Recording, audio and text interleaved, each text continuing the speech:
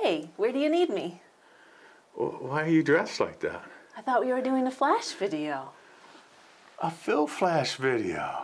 Oh.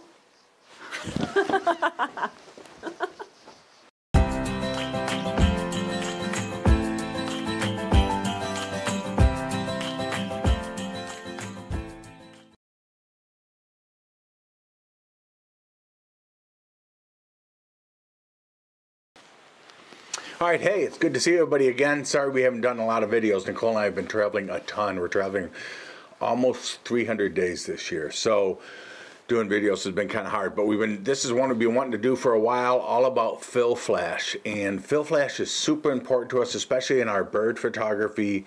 A lot of people are intimidated about Phil Flash, and there really is no need to be intimidated. It's not super hard.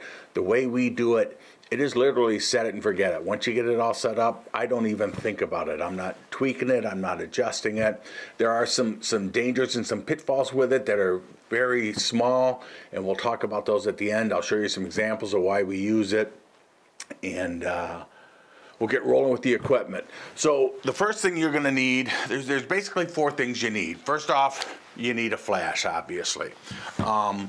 Then we need a bracket to get that flash up off the hot shoe. You don't want to put the flash in the hot shoe, because if you do, you'll end up with steely eye, which is the bird equivalent of red eye. So you want to use something to get it up off that hot shoe, and it doesn't have to get up a lot, just a couple, 2 or 3 inches, and you're going to need a bracket for that. And then you're going to need an extender for your flash, and this is basically, there's a couple different versions. This is the Better Beamer from Visual Echoes, and it's basically just a Fresnel lens and a device to hold it off the lens. And the Fresnel lens is just like a lens on a lighthouse, and what it does is there's concentric circles here, and it pushes that light out. It'll push it out 40, 50, 60 feet. This one is, I think it's under $30. It's super easy to install. The one thing people always don't do when they get this version, there's a little piece of Velcro that needs to go on the top of your flash. Then what happens is you take these two arms, you put them on like this, one on each side, then you just wrap that Velcro band around like that, kind of pull it snug, and there you go. And that piece of Velcro on the top stops it from sliding off, so that's an important piece. Then you take this Fresnel lens, you put it on the front like that, and you're good to go. Super simple, super easy. Put your flash on your bracket, then you run a cable from the bracket to the hot shoe on your camera. That's all you need for Phil Flash. We're going to talk about each of these items alone. So the extender for the flash, the Better Beamer. So this is one version. I like this version. I like this version a lot, especially for travel, because it packs up really small. It's inexpensive. It's light. It doesn't take up a lot of room. You just put it in here like this, wrap it up. It's 2 ounces and does the job. The other one that I use a lot, especially around home, is this one. It's called a Mag Mod, and it's just a big rubber thing with the Fresnel lens out on the front, and the whole thing packs up like this, and then you pop it out. There's a magnetic part you put on top of your flash, and then you just put it on there. This one, it costs quite a bit more. It's a lot more heavy, but it does seem to throw a little bit more light than the Visual Echoes, the Better Beamer does. So I use this around home. I use this one for travel.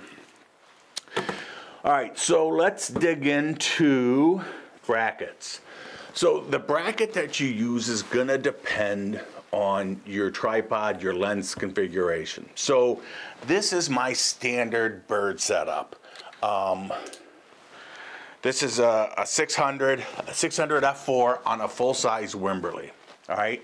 And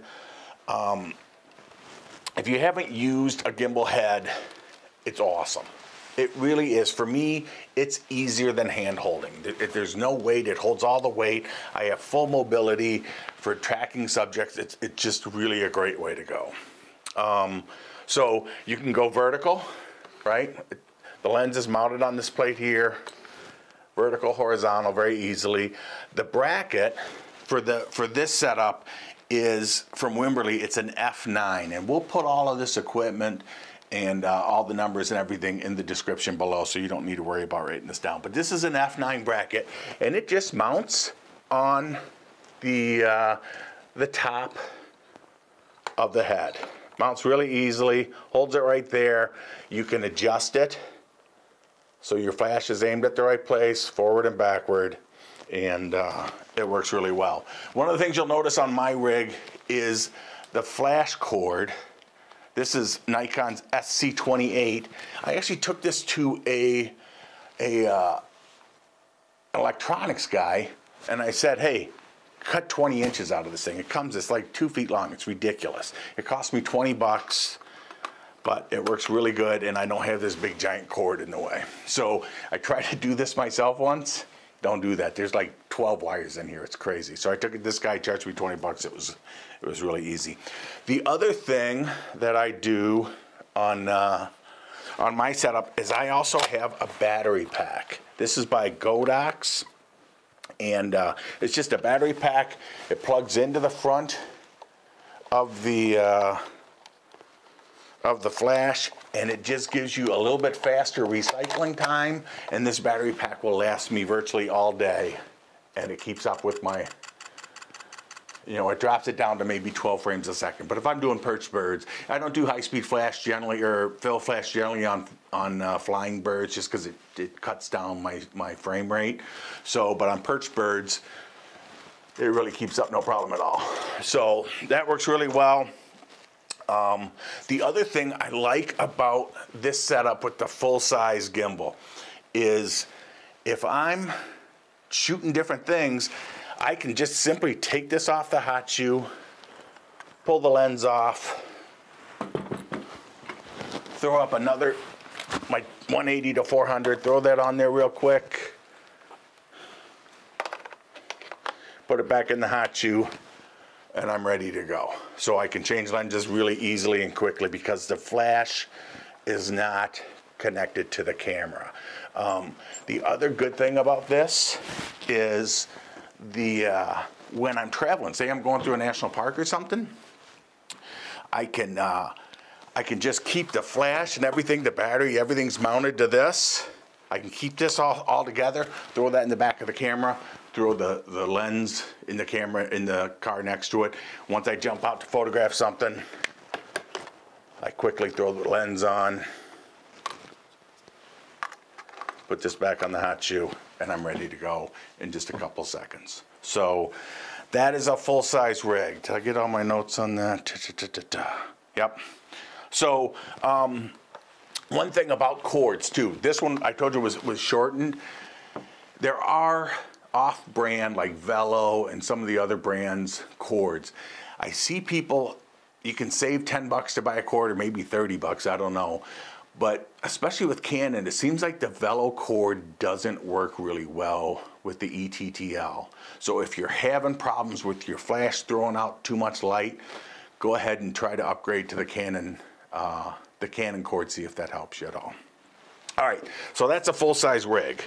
And that's what I shoot with most of the time. Now, if you shoot, I've got to change gear here. If you shoot a smaller telephoto, you can probably get away with the Wimberley Sidekick. And a Sidekick, how this will show on camera, is just this bar right here. It mounts onto your existing ball head, and this mounts into the plate, into the Arca Swiss plate, and then you use the pan of the ball head for side to side, and then there's a knob here which allows you to get that full gimbal motion. Works really, really well. This little arm costs I think it's under $200. I think it's under 150 bucks. It's a great solution. if you're not shooting a 600 f4, a 400 2.8, an 800 5.6, or a 500 f4. If you're shooting, this is the 800 5.6, or this is the 800 6.3 from Nikon, their new PF lens, which works really good, and it's small enough and light enough that I feel comfortable doing this on the Sidekick.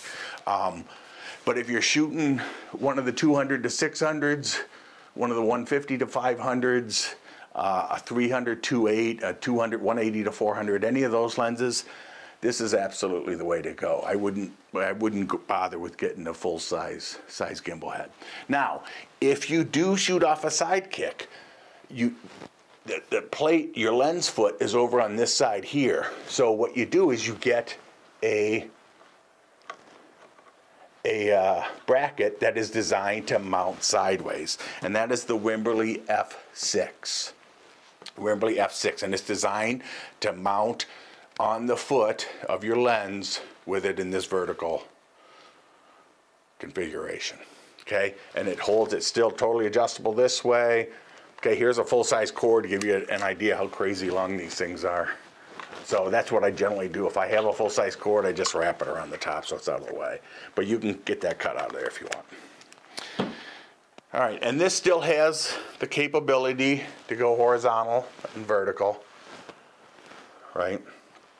So works really, really well. And if you don't have one of those giant mega telephotos, this is absolutely the way to go.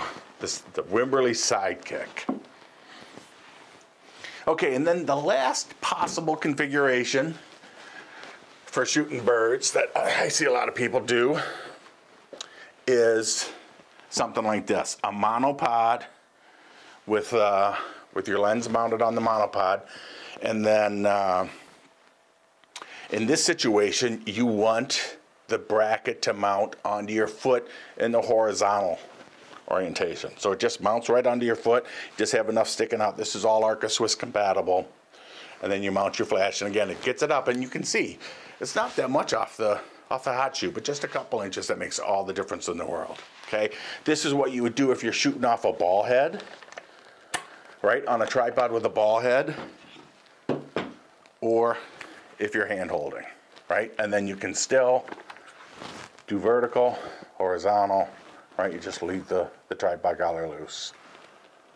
And the other thing, when I'm hand holding or working off a monopod, I don't generally bring my extra battery pack. So Nikon, I don't know if the other manufacturers do that.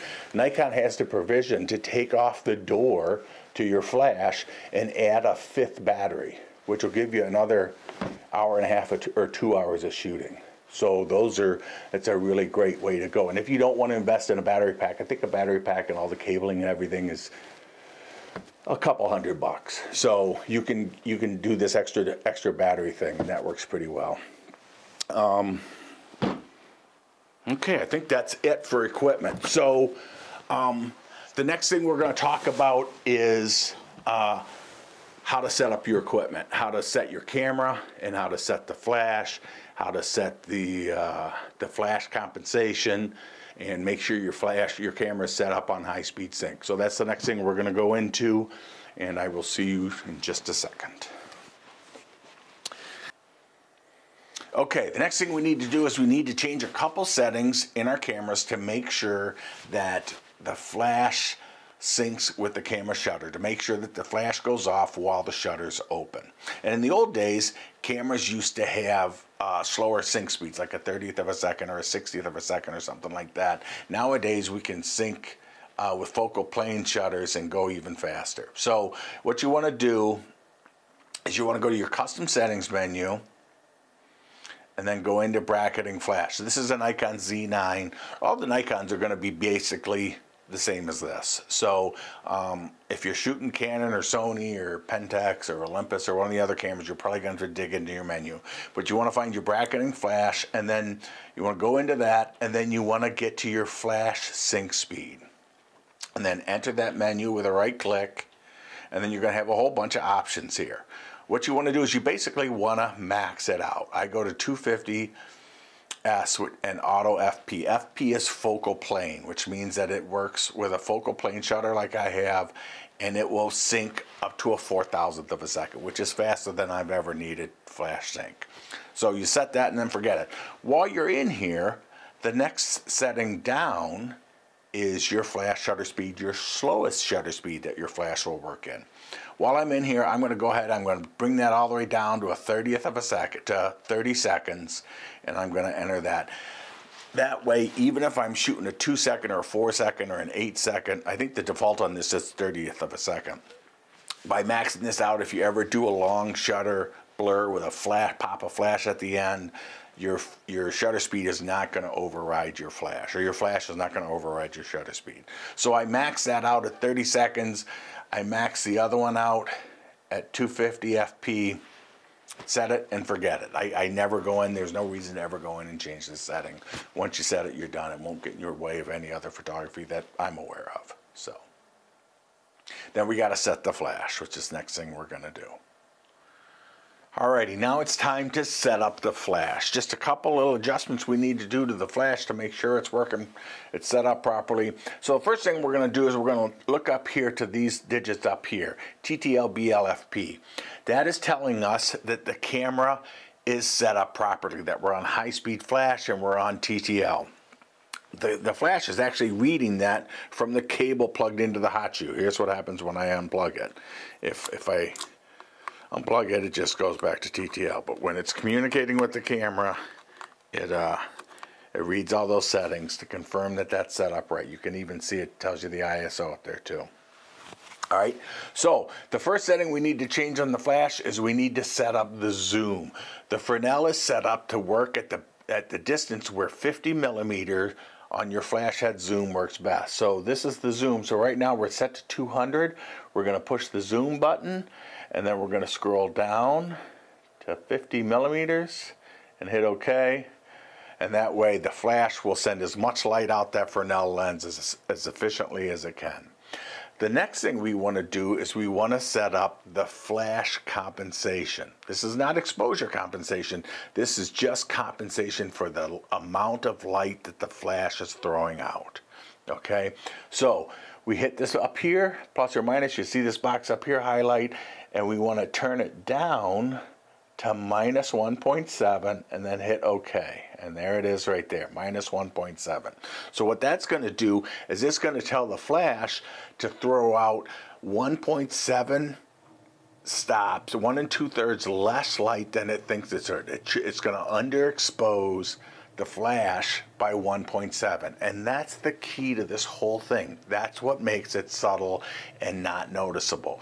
You want to throw out just enough light to bring out the colors, to soften the shadows, but you don't want the flash to be obvious. I don't want anybody to look at my pictures and go, gosh, that looks really flashy. It looks over flashed. I want you to look and not even see there's flash. You just see the bright colors, this nice even lighting. That's the beauty of fill flash. All right, Canon people, you can do that exposure compensation in your camera.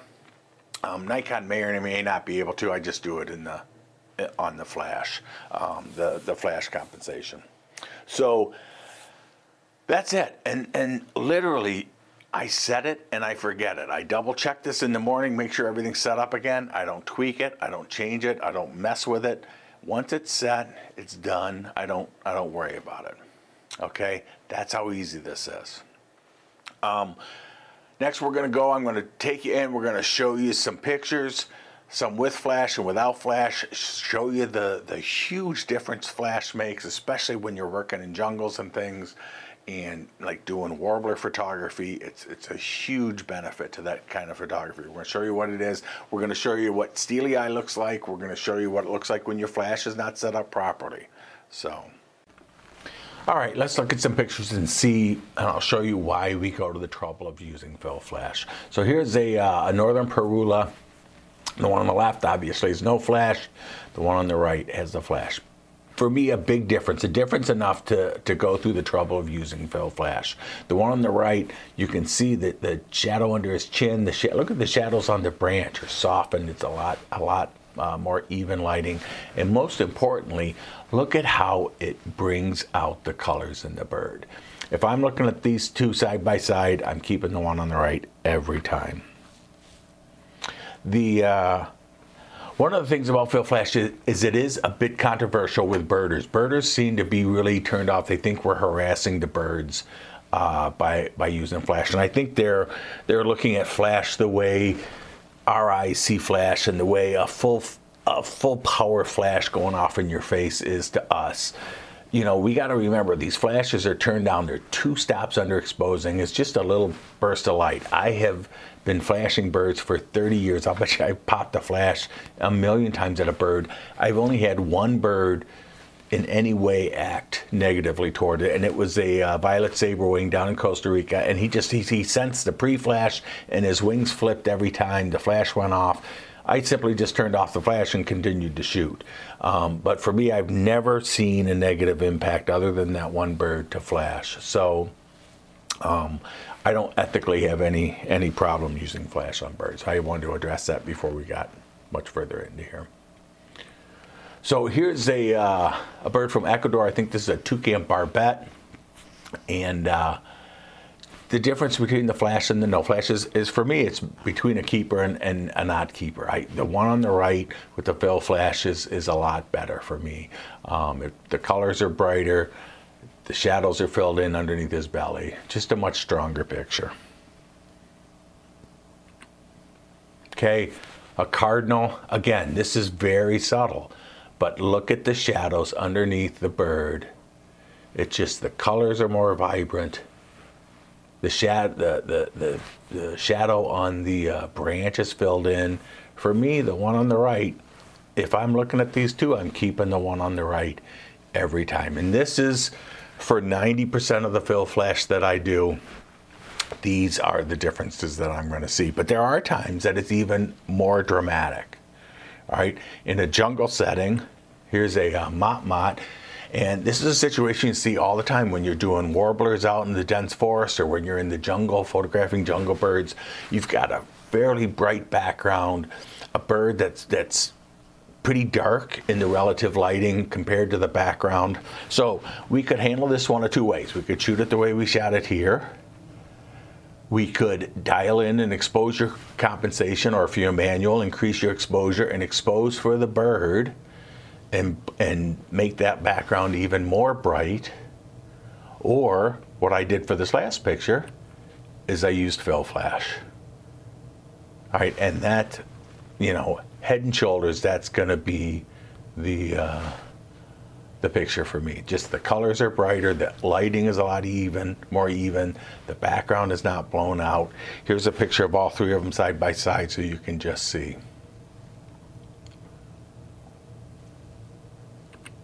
Okay, another thing that we use fill flash for, especially like on our Ecuador trip, we go to this place where the guy has moth sheets, and in the early mornings the birds come in to clean the moss off the moss sheets, and the light is super dim. So this picture was made at a 15th of a second at f/5.6 at ISO 2000 with a 600mm and a 1.4. So you can imagine the lighting it's just nasty. There's no color, it's very flat. So fill flash really makes this possible, right? So I'm doing this even at a 15th of a second with a 600mm with a 1.4 teleconverter, locking everything down, focusing on the birds, using a cable release to fire the camera.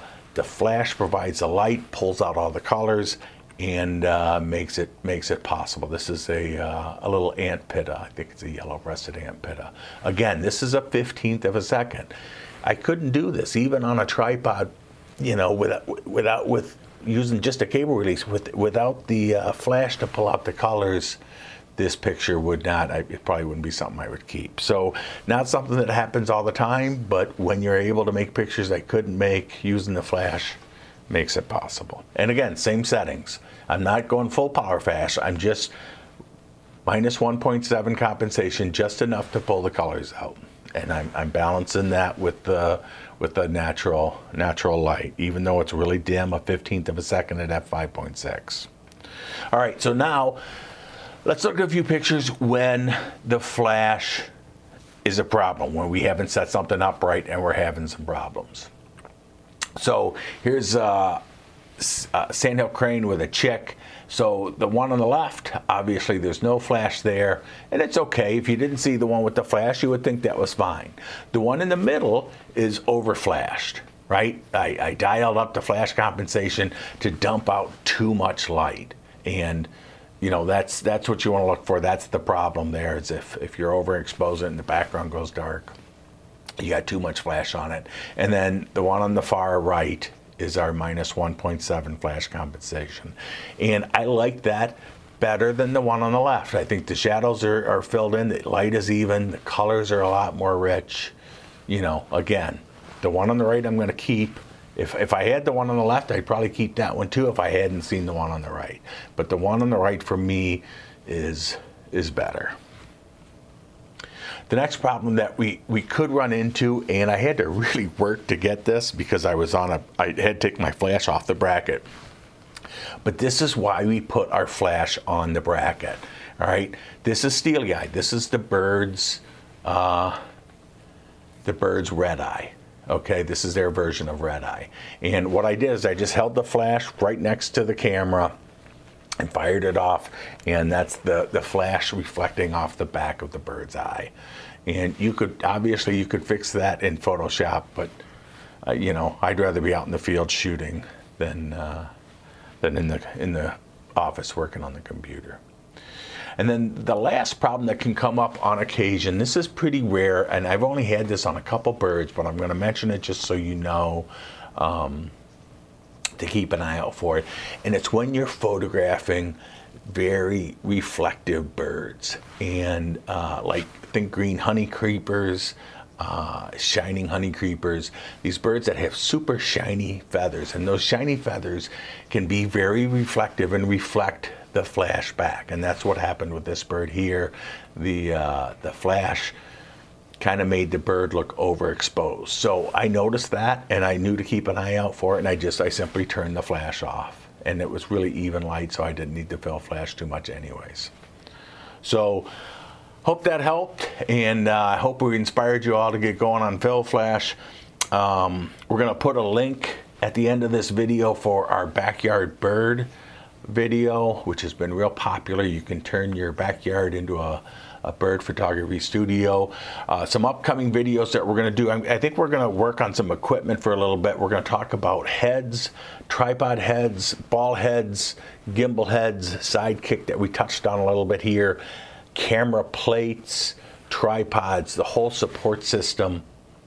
We're going to talk about that. I know that's a thing that a lot of people have a hard time making that decision. So thanks for tuning in. Hope to see you on the next one. Bye-bye.